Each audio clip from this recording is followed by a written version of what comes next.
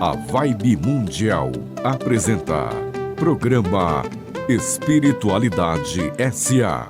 O poder transformador da espiritualidade na carreira, nos negócios, nas empresas e no dia a dia. Com o cientista da religião, escritor e professor, Ricardo Ida.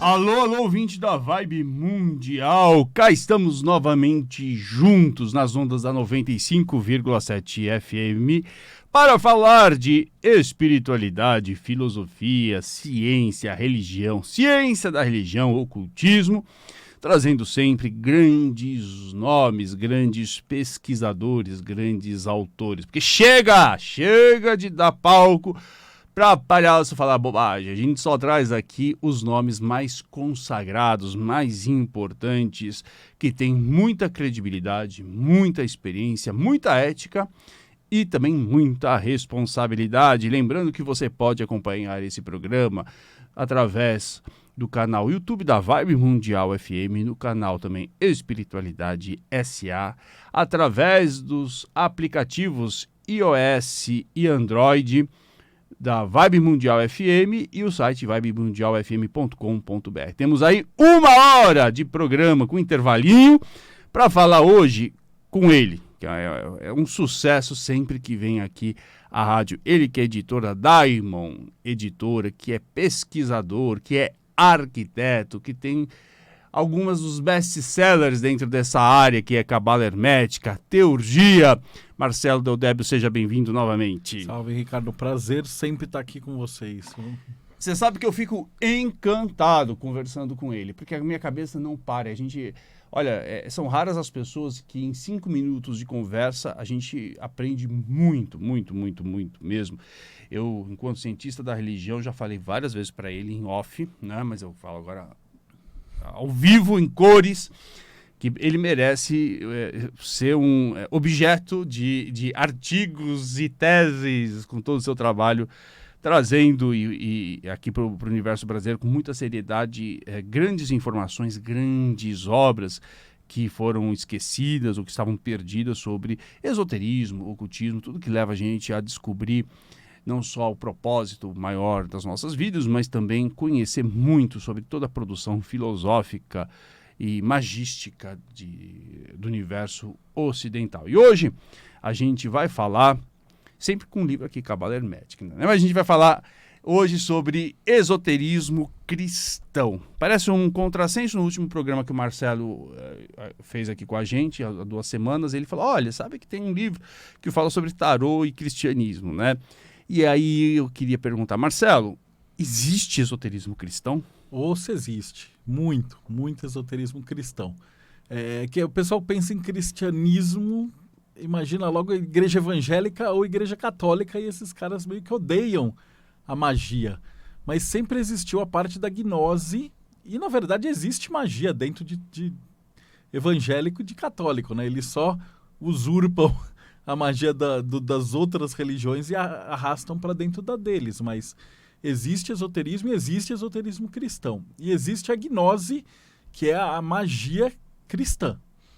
Vamos começar primeiro, só lembrando, né, que você falou muito bem. Eles falam, não tem magia. Claro não tem magia, mas tem caminho do sal grosso, descarrego do sal grosso da madrugada na Universal.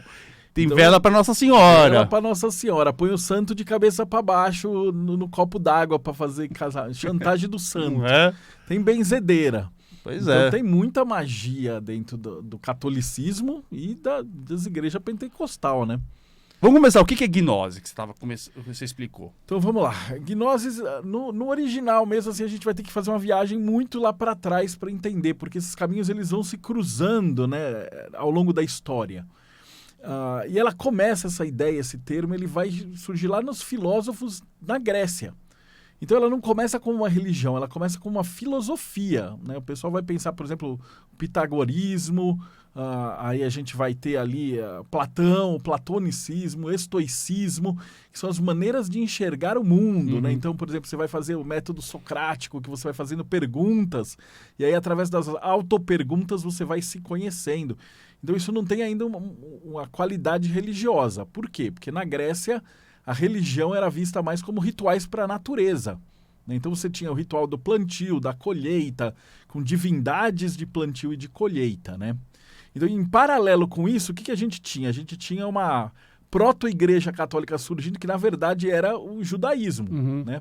Então, para o ouvinte que está ali se localizar no tempo, a gente está falando ali do Egito Antigo, né? E aí a gente vai ter os rituais egípcios, o livro dos mortos, e aí você tem a figura de Moisés, né? Que é uma figura central ali para a gente entender o catolicismo depois, né? Por quê? Porque ele vai trazer a tábua com os 10 mandamentos, que é tipo uma das bases do cristianismo, né? Que também é a base do judaísmo. Então, esse ponto específico da história, da mitologia, na qual Moisés conversa com Deus, estrutura toda a parte da cabala judaica e faz a peregrinação, e você tem toda aquela história da Torá e dos 5 primeiros livros do Velho Testamento escritos, é vital para a gente entender depois essa magia cristã. Ok?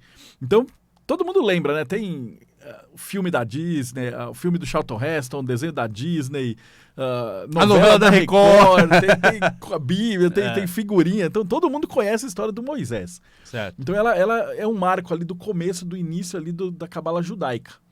Que tem o quê? Essa veneração e essa estrutura de contato direto com Deus. Né? Então, cabala vai chamar receber. Então, Deus emana várias coisas, bondade, beleza, o rigor, a misericórdia, todas as qualidades divinas, e nós, através ali dos 10 mandamentos, das letras do nome de Deus, as letras do alfabeto hebraico, nós meditamos, nós recebemos essas qualidades e nos tornamos melhores como seres humanos. Certo. Então, beleza. E o judaísmo vai passando ali de rabino para discípulo, o pessoal do judaísmo. Então, vamos deixar eles um pouquinho aí de lado. Aí a gente vai ter, por volta do século 5, 6, 7, quando a gente vai ter... a gente já vai ter o Constantino já se tornando o imperador papa, e a gente tem o cristianismo primitivo, depois de Jesus, ali no 33, onde você tinha infinitos mini-grupos que veneravam Jesus Cristo. Certo. Né?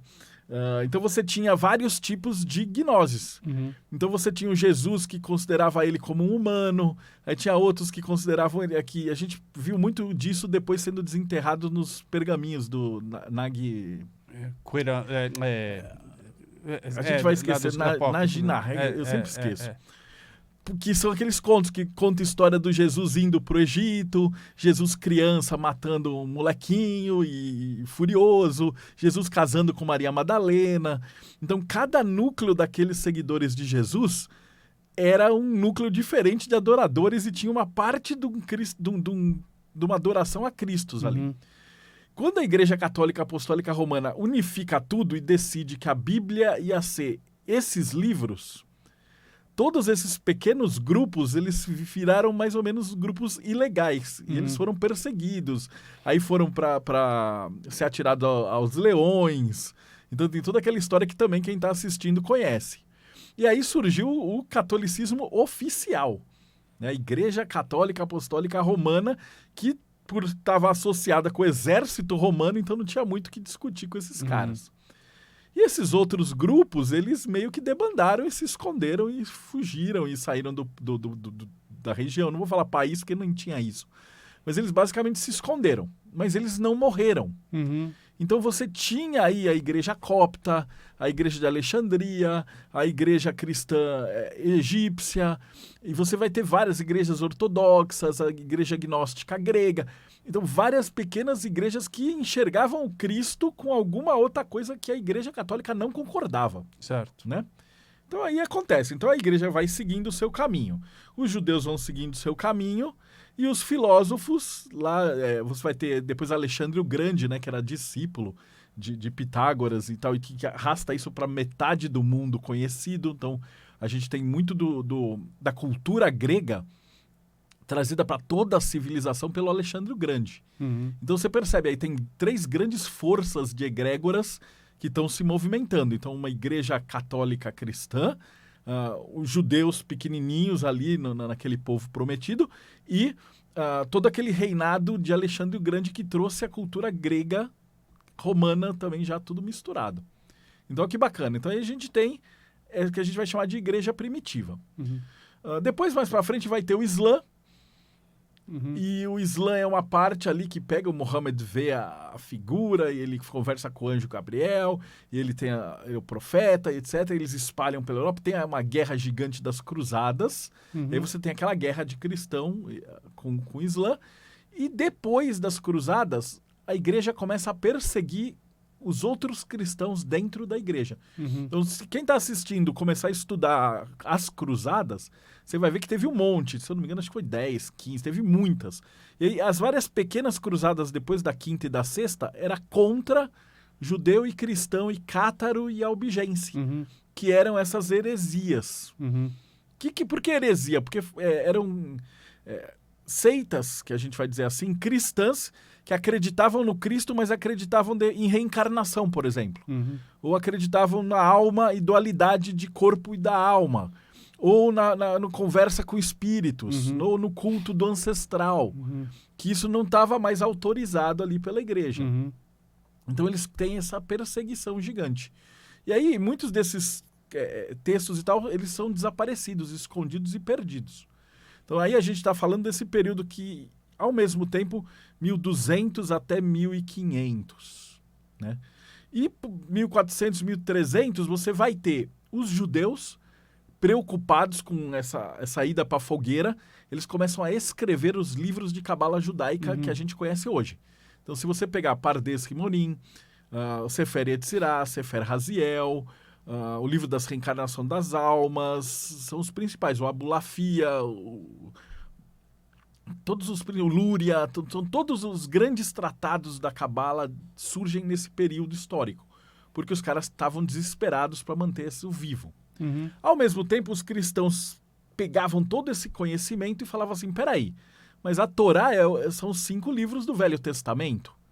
Se a gente juntar com o Novo Testamento, a gente pode adaptar todo esse conhecimento da cabala para uma cabala cristã. Só que ele inclui aí a ideia do Cristo e do retorno ao divino. Então esse processo ficou meio conhecido como cabala cristã.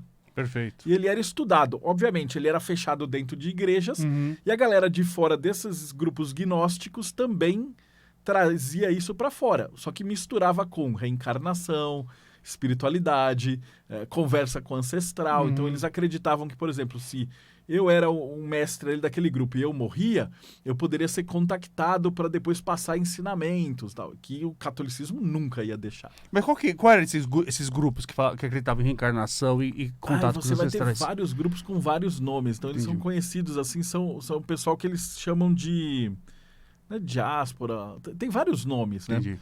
Mas os mais conhecidos são os cátaros e os albigenses. Perfeito. Que eles eram maiores. Mas esses grupos estavam onde? Sul da França, norte da Itália, esse período histórico. Aí o que a gente vai ter? A gente vai ter o Renascimento, onde volta toda essa parte de arte, e aí surge o tarô, aí surge a ideia de um tarô que é cristão, para você entender a cabala. E esse processo continua. Aí a gente vai ter um segundo renascimento dessas ordens gnósticas, então da magia cristã, que é o quê? No martinismo, no rosacrucianismo. Então o que acontece? Esses ensinamentos cristãos misturados com a cabala, eles vão ser traduzidos na forma de uma coisa que a gente chama de alquimia. Certo. O que é alquimia, para quem está em casa? É aqueles livros, se você digitar aí no Google Liber Mutus, por exemplo, são livros que tem um monte de imagem, que é como tarô mesmo, na qual o mestre vai te explicar, porque todo mundo era analfabeto. Então alguém chega naquela imagem e fala, tem um cara que ele tem uma venda no olho, ele está carregando uma chave, aí tem um labirinto e está fechado. E aí você explica, sem as chaves do conhecimento não se abre a porta do labirinto e não se adentra os espíritos, e aí você não caminha até Jerusalém Celeste. E aí você conta toda aquela história da gnose, do gnosticismo, através de desenhos. Uhum. E aí, a gente caminhando no tempo, a gente chega em 1600. Certo. Que uma galera na Alemanha... Uhum. Então, na Itália surgiu o tarô. Cartas Certo. de jogar escondidas. Na França tem o tarô de Marsella. Então, isso foi distribuído na forma de cartas, esse Certo. conhecimento, escondido, vamos dizer assim. E na Alemanha, não. Isso entra na forma de livros de alquimia. Em 1600 surge o que a gente vai chamar de Rosacrucianismo. Então, são 3 grandes tratados. Então, é o Fama Fraternitate, Confessio Fraternitate e Casamento Alquímico, as núpcias alquímicas de Christian Rosenkreuz. E ele convoca os cristãos esotéricos rosacrucianos a se congregarem e espalharem essa ideia da Rosa Cruz. Certo. E aí a gente surge, que é o tema da nossa conversa de hoje, que é a magia cristã. Uhum. Por que magia cristã? Porque esses caras trabalhavam com os aspectos gregos, os aspectos herméticos de feitiçaria, dos espíritos planetários. Então, a evocação do espírito de Marte, a evocação do espírito da Lua, a evocação de Júpiter e tal, dentro de um viés cristão. E aí, vamos continuando, a gente vai ter um camarada, aí vai surgir a maçonaria, né, 1717. Então, vamos para quem está em casa, isso que eu estou falando é comecinho 1600 e pouquinho.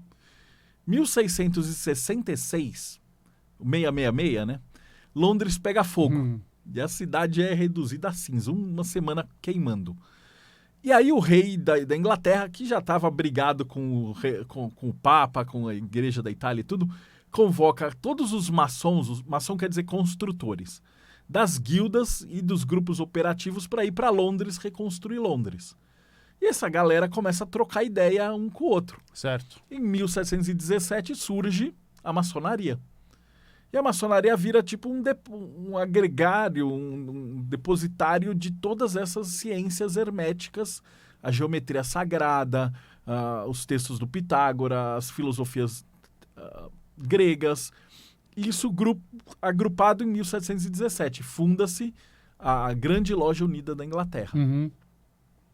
E aí, nesse período, funda-se também a Royal Society, que dá origem ao método científico e à academia, né? E aí você vai ter todos esses grupos que estão conversando entre si.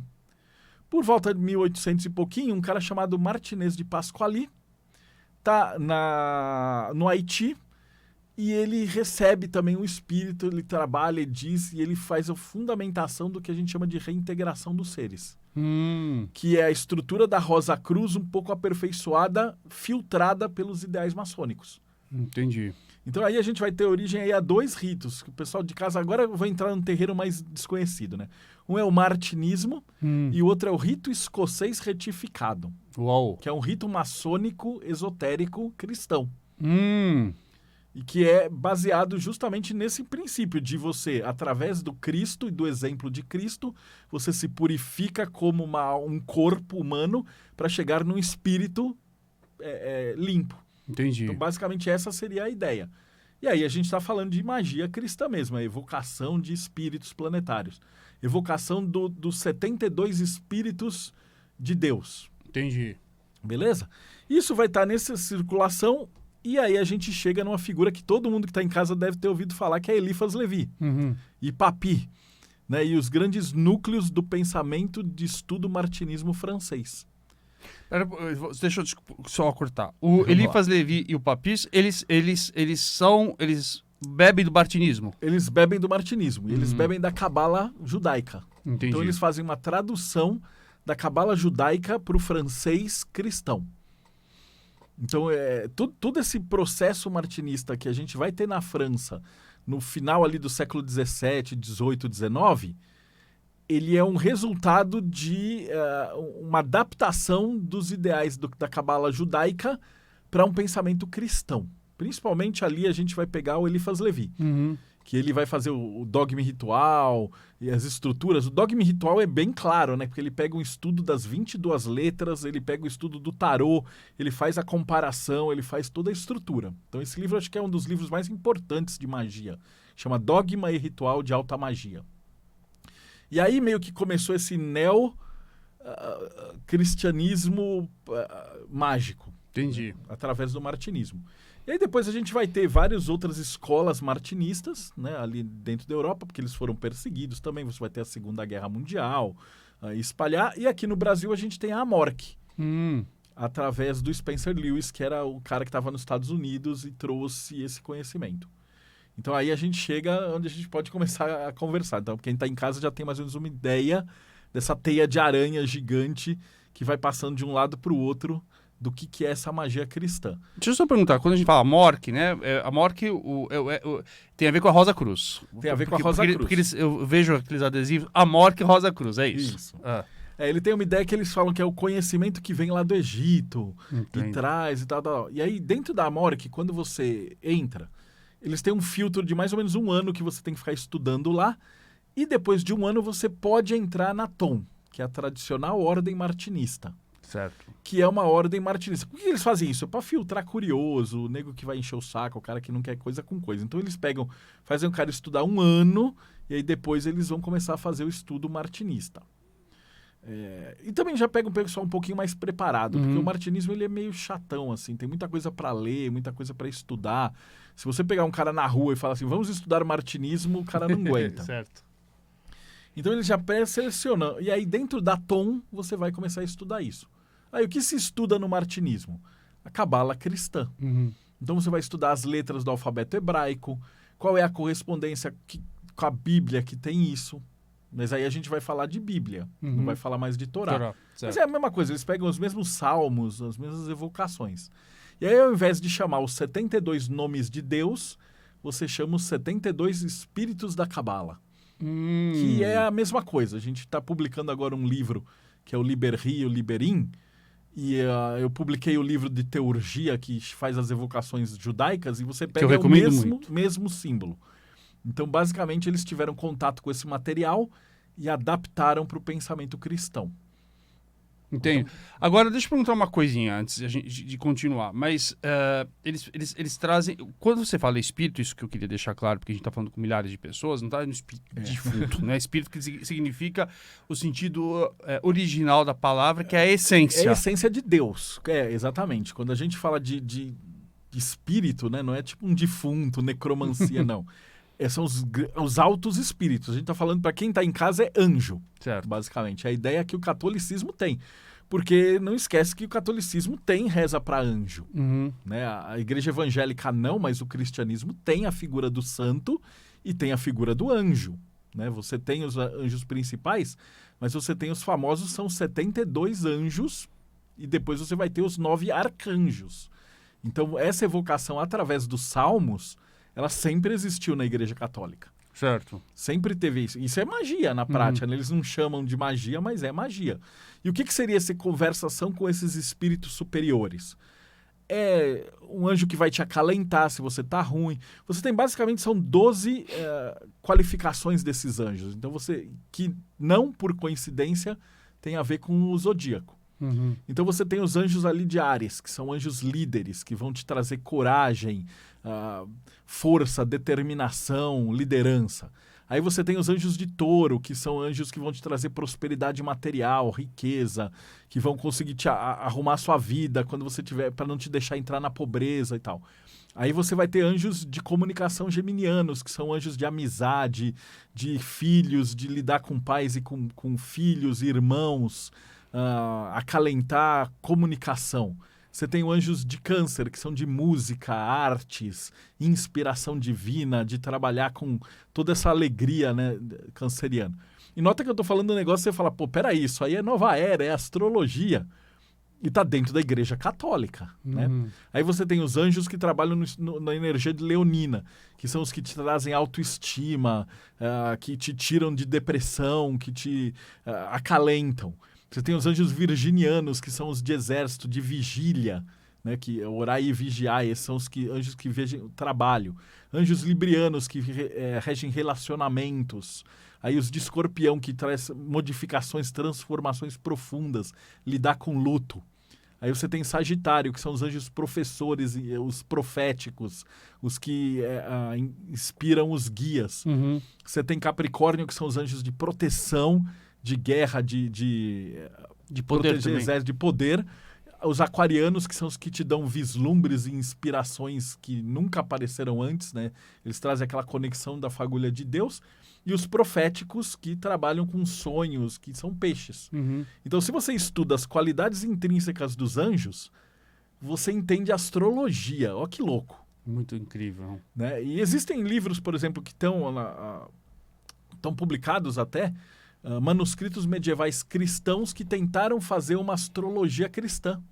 Que incrível! Que aí, na verdade, você não teria o seu, por exemplo, Marte em Libra, mas, na verdade, você teria os 12 apóstolos, cada um representando um signo do zodíaco, que estariam abençoando uma parte sua de qualidade. Que incrível. Deixa eu só falar uma coisinha. Esse papo precisa continuar, mas o Euri está me pedindo aqui o intervalo. A gente volta daqui a 5 minutinhos, nem isso. Fique aqui nesse papo com o Marcelo Deldébio sobre esoterismo e magia cristã. Até já. Programa Espiritualidade S.A. com Ricardo Ida.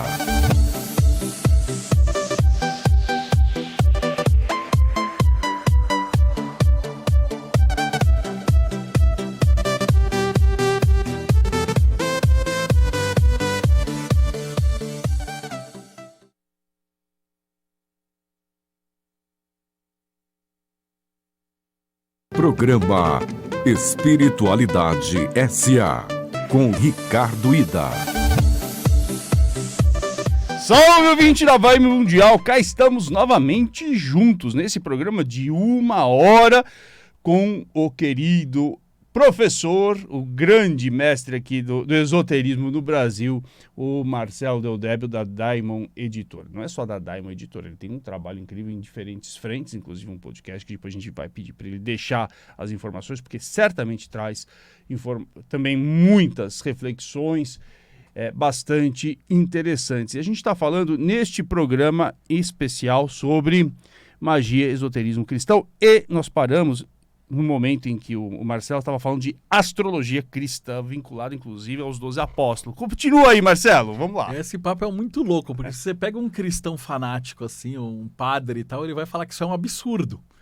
Mas se você procurar no Google, tipo, astrologia católica, astrologia cristã medieval, você vai ver que existiram tentativas da igreja de trazer isso e fazer essa conexão. Uhum. E aí depois a Inquisição acabou associando isso com bruxaria e cortou mesmo, né? Então, aí oficialmente no catolicismo não existe. Mas nas ordens que eram gnósticas, continuou existindo, né? Então, o que é uma igreja gnóstica? É uma igreja que estuda Jesus, traz as linhagens, só que ao longo de toda a história eles foram saindo da ramificação. Uhum. Né? Como o próprio luteranismo, todas as outras seitas cristãs que se tornaram religiões, as igrejas gnósticas, e existem centenas de igrejas gnósticas, são pequenas igrejas que ao longo da história do cristianismo foram se separando da igreja católica do Vaticano. Apostólica Romana. Então a gente chama ali a ortodoxa, né, a certa. Mas aí você vai ter depois a ortodoxa russa e tal, que são consideradas gnósticas também. Maronita, né? Por aí. Basicamente tudo que não é igreja católica do Vaticano é gnose. Uhum. E aí você vai ter, muitas delas trabalham bastante com magia. Você tem muita igreja africana também, de gnóstica, que tá ali, isso misturou até com orixá, com culto dos ancestrais. Então, você tem de tudo, basicamente. Você tem igreja gnóstica de voodoo ali no Haiti, que trabalha ainda com... Então, você vai ter rituais de voodoo, no qual você tem santos da igreja católica para fazer essas evocações. Entendo. Então, é uma riqueza cultural, eu acho, e religiosa maravilhosa. Mas é o trabalho de uma vida aí catalogando, porque cada uma dessas igrejas gnósticas tem tipo 100 pessoas, 200 pessoas, 1000 pessoas. Elas só existem em determinado país. São grupos bem pequenininhos mesmo, né? Então é um trabalho de formiguinha fazer essa catalogação e entender esses conceitos. Mas é fascinante, né? Até para quem está assistindo que vai tomar um susto. Fala, pô, então quer dizer que existe magia cristã? Existe. Existe bruxaria cristã, né? Se bem que a gente fala isso aqui na Rádio Mundial, tem um pessoal que vai se arrepiar loucamente. Mas existe. Por exemplo, na Itália, você não podia ser... Você tinha que disfarçar. Então não é que a magia é cristã. Mas imagina uma bruxa dentro da Itália. Ela não podia ter lá um culto de Hécate no meio, que ela ia pra fogueira na hora. Então ela tinha que fazer essas magias no estilo que a gente tem aqui no Brasil, benzedeira, com estátua de santo. Então, elas faziam um trabalho de conversa e aprisionamento de espírito em estátua. Esses espíritos estavam aprisionados na estátua de santo. Né? E aí você tem todas aquelas magias que você pinta o olho do santo, depois traz o espírito, aí termina de pintar e faz os pedidos. E você tem pacto com o espírito da terra, para plantação, para colheita. Então, tudo isso faz parte de uma bruxaria cristã natural italiana. Na estregueria tem muito disso. Você menciona, inclusive, no livro Teurgia, quando você sugere, né, que se faça lá os selos e os sigilos, que você pode usar o atame, você pode usar uma varinha, mas você também pode usar o crucifixo. Eu achei muito interessante isso. Também né? pode. São das várias vertentes. Porque principalmente Teurgia, que eu acho que é a magia mais legal que tem, na minha opinião pessoal. Por quê? De todas que eu pesquisei. Porque ela é impossível de ser usada para o mal. Então, vamos explicar para quem está em casa. O que é Teurgia? Que tem um livro seu que é incrível, que todo mundo tem que ter. Esse livro, porque vem inclusive com um oráculo, com um deck que você pode tirar lá os anjos. Ele vai trabalhar com os anjos. Então, qual é a ideia desses anjos? Né? Então, eu gosto de ter uma história que, na verdade, a origem dela é hindu. Mas eles trouxeram para a Europa e ele é contada como se fosse cristã. Daí ela fala assim, que Deus ele estava entediado. Porque Deus é onisciente, então ele sabe tudo. E não existe nada mais legal no mundo do que a sensação de aprender alguma coisa nova. Verdade. Né? Que é aquele prazer de que você fala, nossa, hoje eu aprendi uma coisa nova. E Deus não aprende nada novo, ele é onisciente, ele sabe tudo. Então o que ele fez? Ele se dividiu em 72 espíritos, que são os anjos. Ou, para quem lembra da Mônica Bonfilho, década de 90, os famosos anjos cabalistas, lembram deles? Então, esses espíritos, esses 72 anjos, cada um deles tem uma fração de 72 avos do infinito, ou seja, infinito também. Mas eles vagaram pela humanidade recolhendo e conversando com as pessoas e ensinando e aprendendo, e aí depois eles levam essa informação para Deus. E aí Deus teve diversão e falou, nossa, isso é maravilhoso.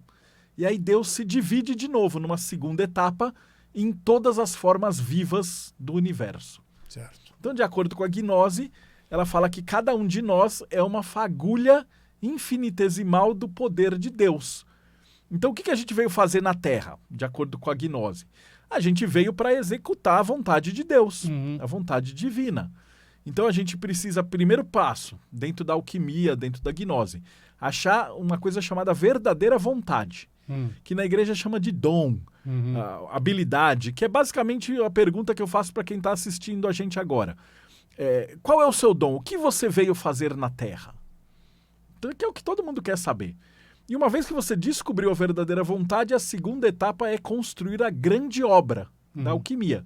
Que é, por exemplo, não basta você descobrir que você tem talento para tocar guitarra. Você precisa tocar guitarra. Você tem um talento para pintar, você precisa pintar. Você tem um talento com números, você precisa calcular. Então, quando você descobre no que você é bom, você precisa colocar essa habilidade de modo a melhorar o universo com ela. Então, isso é a base da gnose.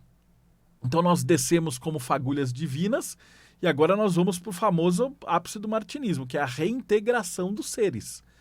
Então, se você descobre que você tem uma habilidade de, sei lá, confortar pessoas, e você vai virar um psicólogo, você vai pôr essa obra divina em acesso, você vai trabalhar com isso, você vai melhorar o universo e quando você fizer a grande passagem na morte, você retorna essa fagulha, deixando o universo melhor do que quando você chegou.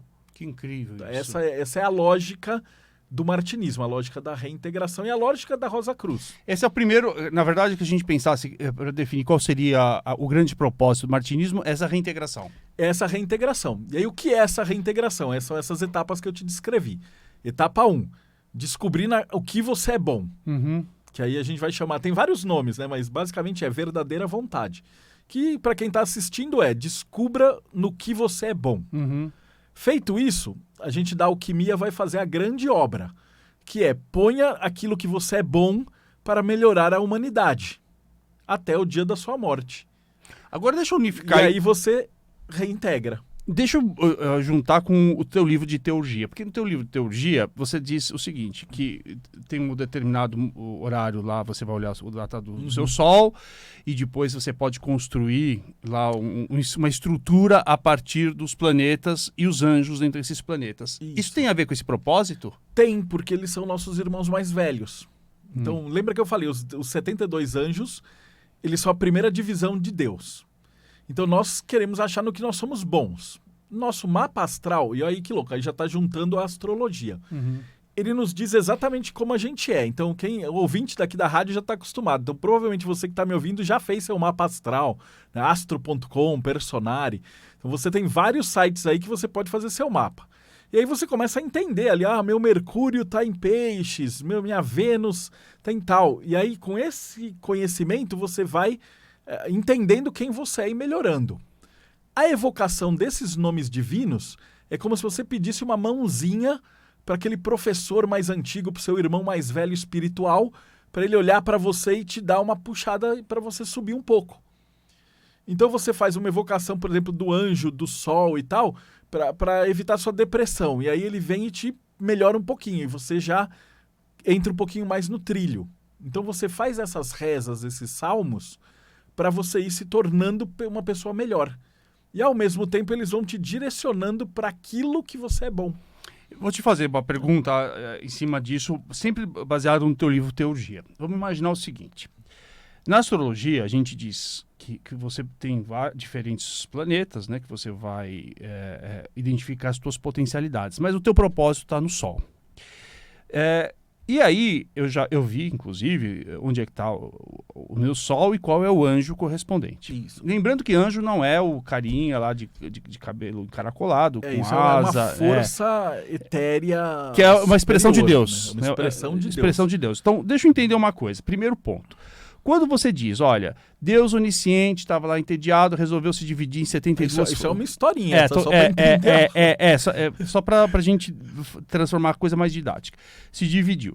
Depois ele fez uma outra divisão. A divisão seguinte, essa segunda divisão, ela é a partir dessas 72 fontes? Não. Não, ele é a partir dele mesmo. Dele mesmo. Então nós somos irmãos dos anjos. Mas aí quando eu tenho um anjo lá, que está no meu Sol, que representa a minha essência. Primeiro, nesse momento, conhecendo esse anjo, eu posso entender que lá está o meu propósito? Pode, porque ele representa ali uma refinação do seu propósito. Então, por exemplo, eu vou me usar de exemplo. Eu tenho Sol em Virgem. Certo. Então, o meu no propósito... Grau X. É no grau específico. É num grau específico. Por quê? Porque você tem 6 anjos, 6 nomes de Deus para cada signo do zodíaco. Você pode falar qual que é o anjo do seu Sol? Tá, deixa eu lembrar agora qual que é o meu anjo do Sol. Que eu vim pra cá, assim... Não tem problema. Não importa. Vamos imaginar que fosse Miguel. O Micael. Você tendo essa ideia, quando você vai olhar no livro, ele vai falar assim, Miguel vai proteger os curadores. Mas vai ser o aspecto virginiano. Então, o meu anjo, por coincidência, é o anjo protetor dos bibliotecários. Certo. E aí, o que eu faço na vida? Eu compilo livros. Então, o meu processo é esse. Então, eu tenho uma lua em Gêmeos, que é de comunicação. Quando eu vou olhar o anjo ali de Gêmeos, que é o meu anjo, ele trabalha com pessoas que trabalham com oratória, com compilação, com palavras. Então, olha que louco. Se eu for olhar meus 2 anjos, um ajuda os bibliotecários e o outro ajuda as pessoas que trabalham com palavras.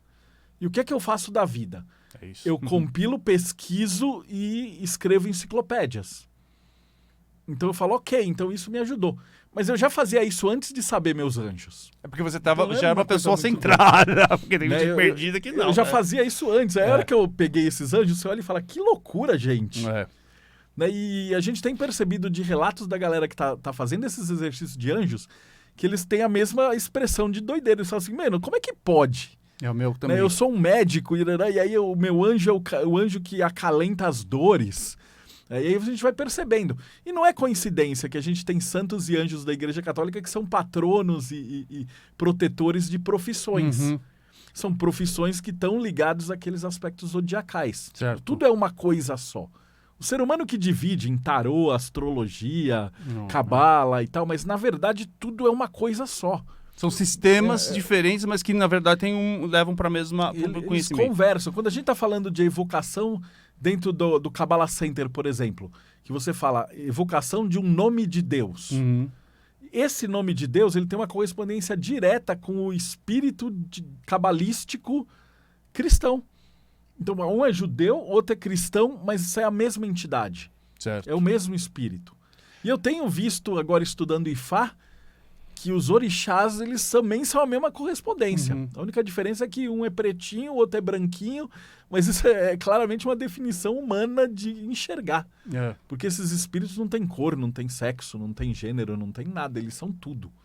Né? E aí você trabalha com essas evocações para fazer essa magia prática. Falar assim, como é que eu me torno uma pessoa melhor? Então, aí eu vou na segunda pergunta que eu ia fazer para você. Então, você falou o seguinte, que eu achei muito incrível. Você pode descobrir lá o seu potencial através... Você consulta lá o seu mapa astrológico, você dá uma olhada, porque tem uma tabela muito incrível, com todas as características, e você pode construir, inclusive, a tua estrutura lá no livro da teurgia. Aí você diz assim, eu posso buscar inspiração. A pergunta é, eu posso trazer isso, como você disse, ou eu posso revelar isso que já está na minha essência? Qual é o caminho? É a revelação de algo que está dentro de mim e que está obscuro, e essas forças vão revelar, ou eu vou trazer alguma coisa que eu não tenho e que eu preciso ter para a construção do meu caminho? E essa pergunta é maravilhosa. E a resposta para ela é, tempo existe? Porque das duas uma, nós somos deuses que a gente está caído e a gente está tentando voltar para o Deus, ou nós somos espíritos impuros que estão se purificando para subir para Deus? Então aí a gente tem esse conceito do tempo se é linear ou não, porque se a gente tem uma essência divina e a gente sofre uma queda, então você tem vertentes da gnose que fala que nós éramos divinos. E aí com o demiurgo, nós sofremos uma queda para a matéria. E aí, estando presos na matéria, a gente está tentando reintegrar, se libertar. E uma outra vertente mais evolucionária, diria que a gente veio lá do macaco, nós estamos tentando subir, tentando melhorar e tentando evoluir para um dia chegarmos num espírito evoluído. Quer dizer, que dependendo da sua concepção de tempo, se você é linear, acredita no progresso, você vai entender que você vai trazer essa força. Agora, se você entender que é cíclico e que você vai voltar para onde você já veio, na verdade você está se revelando alguma coisa que já está dentro de você. Exatamente. De um ponto de vista, você revela a sua energia divina que você sempre teve. E na outra é como se fosse um irmão lá de cima que está te dando a mão para te puxar do buraco. Vamos pensar numa metáfora assim. Na tua estrutura, acho que aqui não está aqui, mas tem... que basicamente é essa daqui, né? Você tem 1, 2, 3, 4, 5, 6, 7, 8, 9, 10, 11. Você tem lá 11, como você vai chamar isso? Esferas. 11 esferas. Sefirot.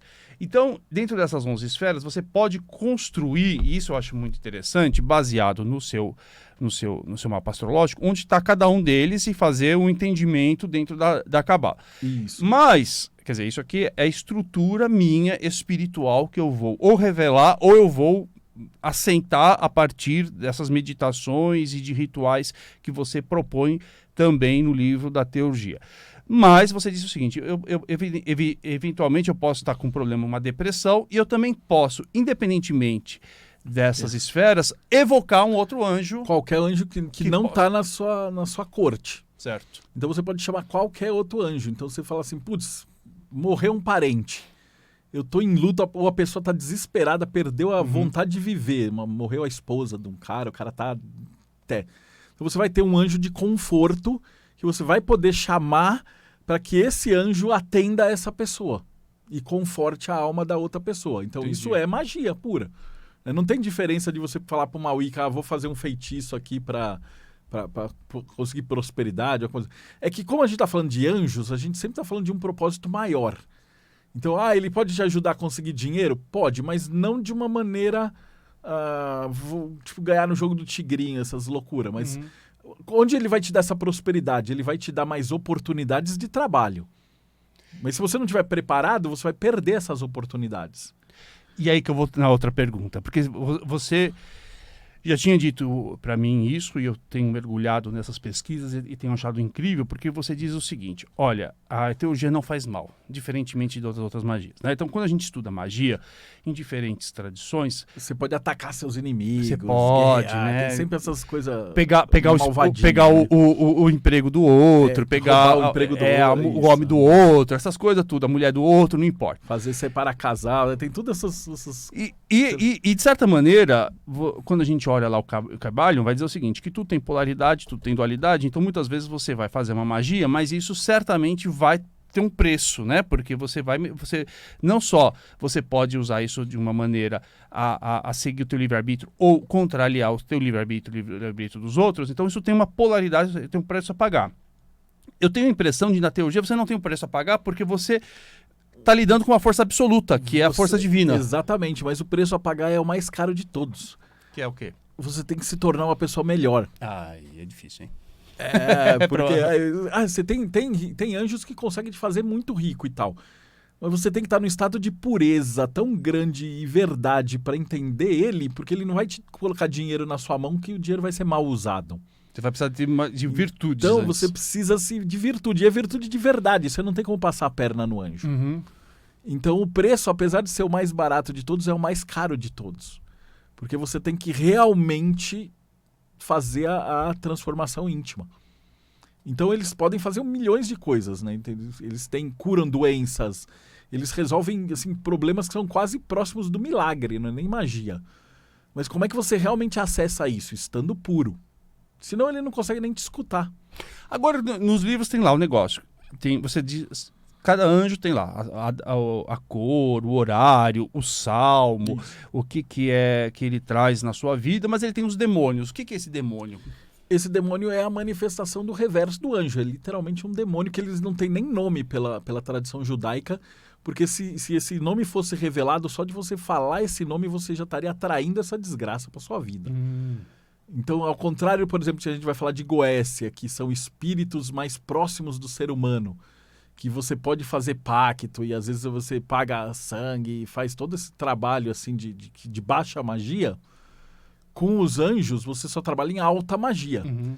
E com os espíritos negativos você nem fala com eles, porque eles te destroem. Eles são espíritos de guerra, de ódio, de destruição, responsáveis por calamidades da Terra. Mas Então você não consegue nem trabalhar com eles. Mas qual que é a relação deles com esses anjos? Cada um deles tem um demônio. Um demônio oposto é o É. que você vai se melhorar. Então, por exemplo, você é uma pessoa muito preguiçosa. A preguiça é um defeito lunar. Então você pode pegar anjos lunares para trazer a humildade para tua vida, para te ajudar a vencer a preguiça. Entendi. Então você examina teu corpo e fala assim, pô, quais são meus defeitos e tal? Como é que eu consigo melhorar? E aí você fala, pô, me dá uma ajuda. Aí a ajuda do anjo vai ser o seguinte, você fala assim, pô, eu sou preguiçoso e tal.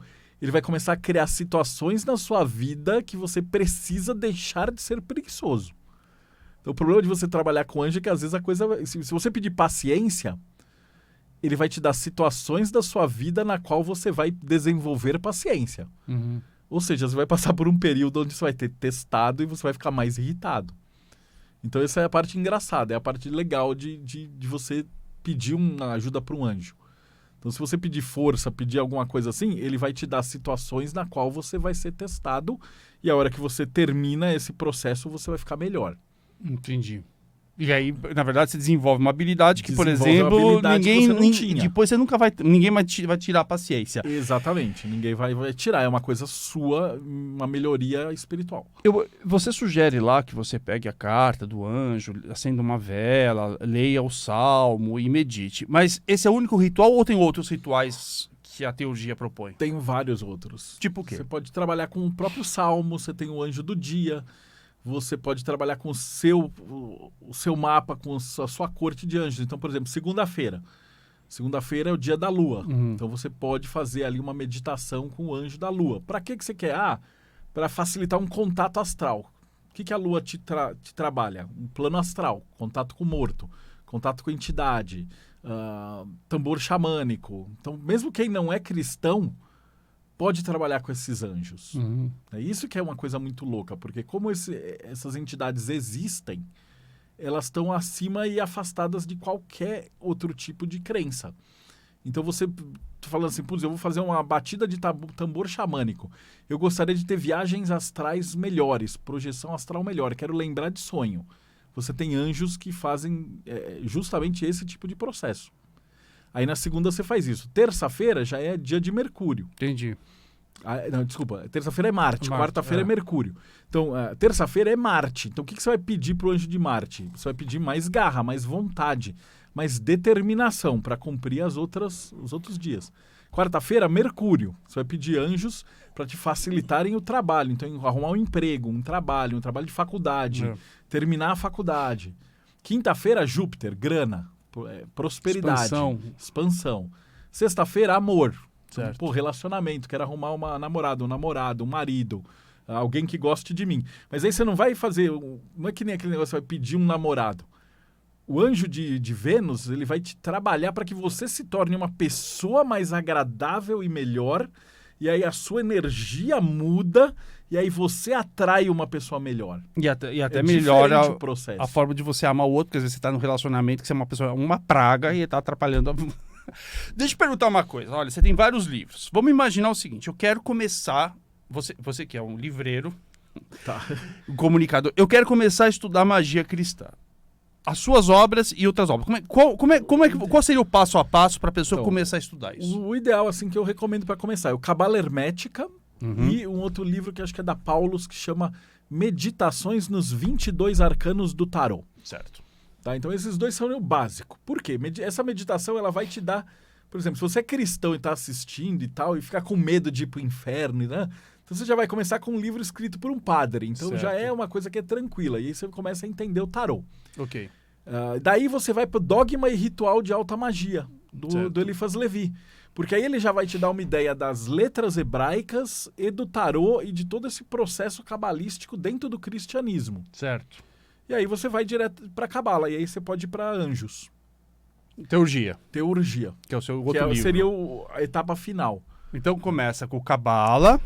Começa com Cabala. Pode ser esse Cabala. Então, pode ser esse mesmo. Começa com Cabala Hermética. Depois vai com a meditação. Ou meditação dos 22 arcanos do tarô, ou Dogma e Ritual de Alta Magia. E aí vai pra Teurgia. E aí você tem lançando... Nossa, já deu o nosso tempo, mas eu queria falar. Você tá lançando um outro livro que é 231 portais, é um livro de Cabala avançado, que é a combinação de vogais e letras hebraicas 2 a 2.